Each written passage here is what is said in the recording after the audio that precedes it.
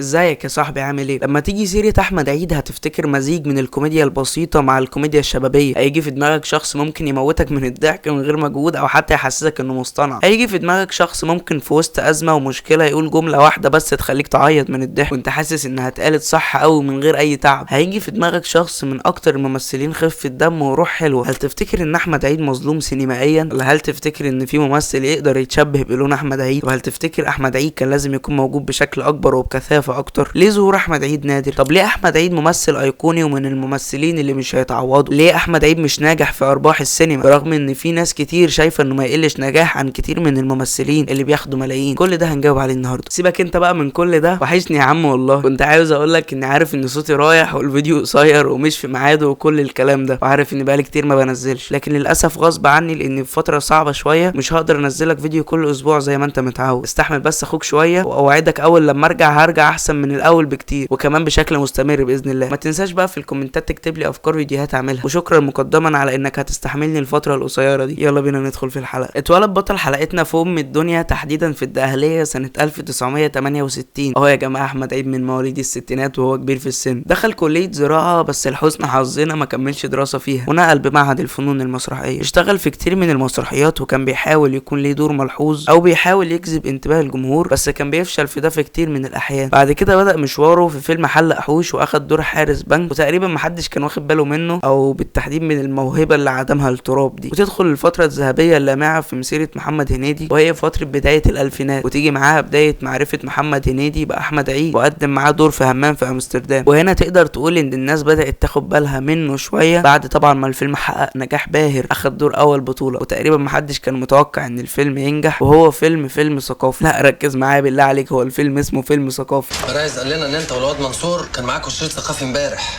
ده حته شريط يثبت الشعر.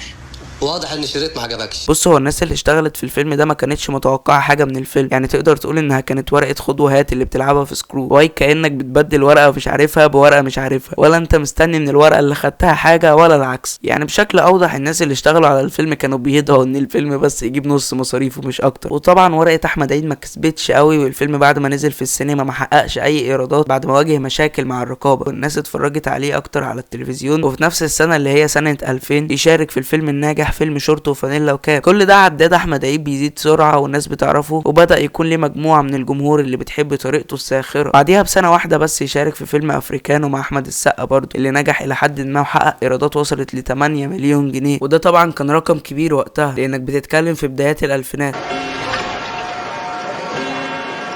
الكهرباء قطع جوه ولا ايه؟ تقدر تقول ان دوره ما كانش كبير قوي يعني، بس عرف يلفت الانظار وقدم احسن ما عنده علشان يدي الطابع بتاعه في الفيلم. ولما الفيلم نزل والكلام كتر على احمد عيد كان ورقه رابحه للمنتجين اللي عايزين يخوضوا التجربه وياخدوا الريسك والمخاطره انهم يعملوا اعمال بطوله شاب لسه طالع ومش باين وسط كتير من العمالقه. ده طبعا وقتها زي هنيدي والسقا وحلمي وغيرهم. وكانت الفتره دي على اعتاب بدايه نقله في ارباح السينما المصريه، تقدر تقول انها ساعدت في تغيير طريقه تفكيرهم، لانه حرفيا بيقدم كوميديا شبابيه من اللي ما فيهاش غير الشباب. وقدر احمد عيد يحط طابع ليه ويخلي كل سبوتات النور تتسلط عليه من المخرجين اللي عاوزين يجربوا تجربه جديده. يعني بعد ما افلام هنيدي كانت بتنجح والمنتجين شافوا ان الشباب بيجيبوا فلوس كويس وكمان الراتب بتاعهم على قدهم، كل مخرج او منتج كان بيدور على نجم على قده يحقق له النجاح اللي بيتمناه وفي نفس الوقت بفلوس قليله. يعني لو الفيلم نجح حلو قوي وعاش وضمننا اوبشن جديد في الشنطه، ولو ما نجحش مش مشكله لاننا ما صرفناش المبلغ اللي ممكن نزعل عليه. يعني عصفورين بحجر واحد، بس لو الحجر ما صابش عصفور واحد من الاتنين مش هيكون في مشكله قوي لاننا معانا احجار كتير غيره. ويشارك احمد عيد في فيلم ازاي البنات تحبك في دور عاطف سنه 2002 وحقق 3.5 مليون جنيه. احمد عيد كان دايما ليه دور السنيد، يعني بيسند قصه الفيلم مش اكتر. وفي نفس السنه يشارك في فيلم قلب جريء مع مصطفى قمر، بس حقق ضعف الايرادات وحقق 6.5 مليون جنيه. برضه لحد دلوقتي ما جاتش النقله اللي تقدر تقول ان احمد عيد ينفع يكون نجم اول بسببها، لحد ما جت سنه 2003 وشارك اخيرا في دور بطوله ثنائي مع احمد رزق في فيلم اوعى وشك. احنا لازم نسيب البلد ونطير يا حوده نروح العراق. امريكا مش هتسيبنا في حالنا. خلاص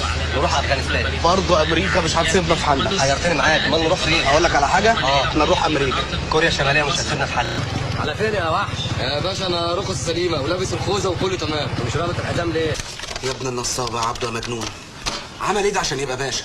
اكيد اشترى جاكيت جلد. خلاص هبطل بانجو واشرب حشيش. يعني هو الحشيش ده فوار؟ ما هو مخدرات برضه، تبطل كل حاجه. طبعا وكلمه طبعا دي كمان تبطلها، انا بتشائم منها. خلاص هبطلها واشرب بانجو. بص، هو الفيلم ما نجحش قوي، هو حقق 2 مليون جنيه بس. طبعا خلينا متفقين ان كتير من الافلام بتنجح على التلفزيون لدرجه انها بتتعرض لحد دلوقتي. المهم يعني ان الفيلم ده اغرى المنتجين والمخرجين انهم ينجموا احمد عيد، لانهم شافوا انه ممكن يطلع منه حاجه حلوه، وكانوا حاسين ان الشنطه فيها كتير. وبالفعل يشارك في دور بطوله جماعي في دور طارق، والفيلم نجح نجاح متوسط او كويس بالنسبه لايرادات افلامه الاخيره، وحقق 4 مليون جنيه. ويغيب احمد عيد سنتين عن السينما، وتيجي معاهم سنه 2007 وينزل بفيلم انا مش معاهم. بص، هو الفيلم كويس وفكرته كويسه، بس التنفيذ ساذج جدا ومستفز. المهم يعني ان الفيلم ما نجحش قوي، حقق 2 مليون جنيه بس. وفي نفس السنه ينزل بفيلم خليك في حالك، اللي فشل ذريع وايراداته ما عدتش المليون جنيه. وبعديها بسنه يشارك في دور بطوله اول في فيلم رامي الاعتصامي، وما نجحش قوي برضه، حقق 2 مليون جنيه بالعافيه. وبعد سنتين من فشل في الايرادات يقرر احمد عيد انه يغيب عن السينما 4 سنين كاملين لحد سنه 2012، وينزل بفيلم حظ سعيد. بس للاسف النهايه ما كانتش سعيده، والفيلم ما تخطاش ال 2 مليون جنيه، ودي كانت نقطه محبطه لاحمد عيد. بس المره دي تقدر تقول ان احمد عيد غاب من السينما المصريه 5 سنين بحالهم لحد سنه 2017، ونزل بفيلم ياباني اصلي اللي نجح بشكل كبير جدا. وانا فاكر ان ساعتها كنت اتفرج على الفيلم ده كل ما الاقيه شغال. المهم يعني ان الفيلم حقق 7 مليون و300 الف جنيه. بص، هو الرقم كويس، بس وقتها الايرادات كانت بتتخطى حاجز ال 20 مليون جنيه بسهوله. وبعديها بسنه واحده ينزل بفيلم خلاويص اللي فشل جدا وعدى المليون جنيه ايرادات بالعافيه. طبعا زي ما قلنا في افلام بتنجح في التلفزيون اكتر بكتير من السينما. ويشارك في مسلسل الحشاشين، ويغيب احمد عيد عن شاشه السينما وشاشه العرض 6 سنين بحالهم. بعد كده يشارك السنه دي باخر اعماله في فيلم اهل الكهف اللي حقق 14 مليون جنيه. تعالى بقى نناقش مسيرته المهنيه ونطرح اسئله ونجاوب عليها. هل فعلا احمد عيد مظلوم سينمائيا؟ بصراحه انا شايف انه وفي نفس الوقت شايف انه لا. مش عارف هقدر اشرح اللي انا حاسس بيه ازاي، بس من ناحيه حاسس ان انا مبسوط بوجود الشخص ده وعايز وجوده يتكثف، وفي الناحيه التانية شايف ان الايرادات القليله اللي بتكون في ادوار بطولته المطلقه طبعا مش حافز لاي مخرج او منتج انه يفكر فيه كبطل. هو حلو قوي عليه يشارك في دور في فيلم يكون ليه اكتر من مشهد، وساعتها اقدر اقول لك انه هيكون سنيد واكل الجو. يعني البطل هو ما اتغيرش، واحمد عيد في دور بطوله اول او تاني او تالت، او على الاقل مش في دور بطوله قوي. ساعتها انت هتكون ضامن روح احمد عيد الحلوه، وكمان ضامن الايرادات من البطل الاول او حتى التاني. يعني هتكون خبيت احمد عيد في النص كده. ولما تيجي تسال حد رايح الفيلم اللي بقول لك عليه ده، مش هيقول لك انا رايح فيلم لاحمد عيد، لكن لو سالته مين اللي هيشارك في دور البطوله مليون في المية هيذكر اسم احمد عيد حتى لو هو مش مشارك في دور البطوله. وده هيكون حافز للجمهور الجديد انهم ياخدوا بالهم من نفس الطيب الكوميديا اللي هم بيحبوها، زي كوميديا هشام وشيكو وفهمي كده. ليه ما فيش ممثل يقدر يتلون بلون احمد عيد؟ بص، تعالى نتفق ان احمد عيد ممثل موهوب جدا بغض النظر عن اي حاجه. هو شخص بيعرف يستخدم تعبير وشه كويس جدا، والاهم من كل ده انه بيعرف يعمل ده بدون مبالغه. هو الشخص اللي لايق عليه العشوائيه والبساطه، هو الشخص الشاطر في الحته بتاعته، الحته اللي هي بتكون لما ما تعرفش الممثل بيتكلم بجد ولا بيهزر. هو شاطر جدا في ده. ايه الحاجات اللي بتضايقني في افلام احمد عيد؟ تعالى نتفق ان معظم افلام احمد عيد كويسه الى حد ما ومنمقه، لكن فعلا الحاجه اللي بتزعلني جدا من افلامه ان على الاقل لو الفيلم مش كله مشاهد جنسيه، على الاقل هيكون في 3 أو 4 مشاهد. والفكره ان معظم المشاهد دي بتكون مقحمه، يعني ملهاش اي لازمه، ولو اتشالت مش هتحس باي فرق. او على الاقل يا سيدي لو مزنقه معاك قوي ولازم تحط المشهد ده، حاول ما تبوظش الدنيا قوي وتخلي المشهد لائق الى حد ما. ليه احمد عيد مش ناجح في ارباح السينما برغم ان في ناس كتير جدا شايفه انه ما يقلش نجاح عن كتير من الممثلين اللي بياخدوا ملايين؟ بص، هو من الصعب ان في يوم من الايام تروح السينما مخصوص لاحمد عيد غير انك تكون بيج فان. وللحنيوكه اللي هيجي يقول لي لا يا عم انا هروح له مش عارف ايه، اقول لك لا يا حبيب قلبي، هو احمد عيد نفسه قال كده. وده هيودينا للسؤال التاني، ليه احمد عيد مستقل بنفسه كده؟ هقول لك والله انا مش عارف هي ايه الاجابه ونفسي بجد اعرفها. احنا لما بنتكلم عن احمد عيد بنتكلم عن مركب ملهاش رئيس، هنتكلم عن عربيه ملهاش سواق، طبعا مع احترامي الكامل للفنان، بس في زاويه من زوايا المثلث ناقصه يا نجم. الموهبه موجوده وكله زي الفل، بس فين اللي بيحرك المركب؟ فين اللي بياخد قرارات؟ يا راجل ده انت بنفسك قايل انك كنت بتكتب افيهات لمحمد هنيدي، ده انت بنفسك قايل انك كبير في السن بس محدش بياخد باله من ده. وثانيا كوميديتك شبابيه. انت لو جيت خيرتني بحد مش كويس في حاجه وشايف نفسه احسن من ناس كتير، وخيرتني بين واحد تاني كويس جدا في حاجه وشايف نفسه قليل ومش احسن واحد، هختار الاولاني، لان كده كده طول ما تفكيره ان هو احسن واحد هو هيكون فعلا احسن واحد في يوم من الايام، لانه بس حط المبدأ. لكن انت موهبه ماشيه على الارض وعندك ناس بتحبك، ليه تعمل في نفسك كده؟ ممكن تكون شايفني متعصب بزياده شويه، بس بصراحه شايف ان انا عندي حق، لان احنا لقد هلكنا من ابناء النجوم والناس الاوفر ريتد. عايزين مواهب بقى، مش لازم مواهب شبابيه، المهم انها تكون موهبه وخلاص. اول حاجه المركب موجوده، تاني حاجه فيها بنزين، تالت حاجه ليها ريس يسوقها. ليه يكون عندك حاجه من دي ناقصه؟ انت ربنا باعت لك المركب وفيها البنزين بتاعها، ودي حاجه ربانيه. ليه في الحاجه اللي في ايدك وتقدر تعملها ما تسعلهاش؟ انا عارف ان الموضوع صعب على ارض الواقع، لكن صدقني الموضوع يستحق المجهود. يعني مثلا في الفتره اللي انت قطعت فيها تمثيل ايا كان مفيش شغل او لا، طلعوا ناس عملوا جمهور وجابوا ملايين من شغلهم، انت شايف انهم احسن منك في حاجه؟ اظن لا. احمد عيد عمل زي يوتيوبرز اعرفهم مش عايزين يجربوا تجارب جديده لمجرد انهم خايفين ان الموضوع يجي عليهم بالسالب، وده انا اسف في اللفظ الجبان، ودي بالمناسبه مش شتيمه ولا حاجه، عيب عليك اخوك ما بيغلطش في حد. الجبان ده وصف للشخص اللي بيخاف يخوض تجربه جديده، للاسف لان احمد عيد وامثاله خايفين يخوضوا التجارب الجديده او نوع الكوميديا اللي لسه بكرتونته ده كان سبب في انهم يختفوا والتراب يردمهم بالبطيء. وانت طبعا مستقل بتجربتك اللي دامت سنين. جزء من الكلام ممكن يتغير لو المشكله في المنتجين اللي مش عايزين يجيبوا احمد عيد علشان دايما بيبصوا للعائد المادي، بس ساعتها احمد عيد لازم يرجع يعافر تاني زيه زي اي شاب طالع ويحاول يسعى من الاول بدون اي كسل. الموضوع عامل زي تايم لاين المونتاج كده، طول ما انت مزوم جامد مش هتلاقي اي تفاصيل لانك بتكون شايف الفيديو فريم باي فريم، لكن لما تعمل زوم اوت هتلاقي ان في تفاصيل كتير جدا ما كنتش واخد بالك منها او حتى نسيتها علشان بقالك كتير قاعد بتمنتج. وكل ما تبعد اكتر هتلاقي تفاصيل اكتر، ومستحيل تشوف كل التفاصيل دي غير لما تبص من بعيد وتفتكر انك كنت جزء من التفاصيل دي في يوم من الايام.